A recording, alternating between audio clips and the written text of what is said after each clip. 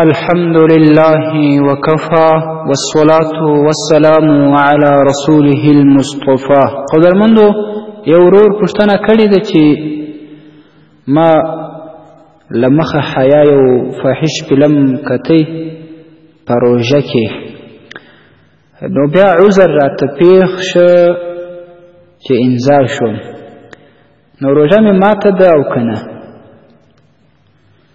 محترمه ستاسې په جواب کې به ووایم چې اولا خو په روژه کې داسې فاحش فلمونه، فاحش عکسونه کتل حرام کار دی، سخت ګناه ده. مسلمان باید هر وخت دې څخه ځان وساتي، او خاص کر بیا په فرض روژه کې د عبادتونو او برکتونو په میاشت کې تصویران او فاحش فلمونه بې حیا شیان کتل سخته ګناه لري. الله تعالی دې هدایت راته نصیب کړي.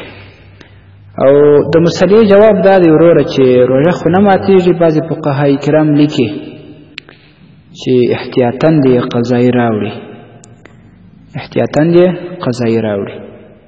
رد المحتار جلد 2 صفحه 421، الفتاوى الهندیه جلد اول داشان، فتح القدیر جلد 2 صفحه 256، فتاوای حقانیه جلد 4 صفحه 195، تحتاوی صفحه 361، بینایا جلد 4 صفحه 284. او دا اتفاقی خبره ده چې روژه ورباندې نه ده ماته، خو احتیاطاً دې وی راوړي قضایي. والسلام علیکم ورحمة الله وبرکاته.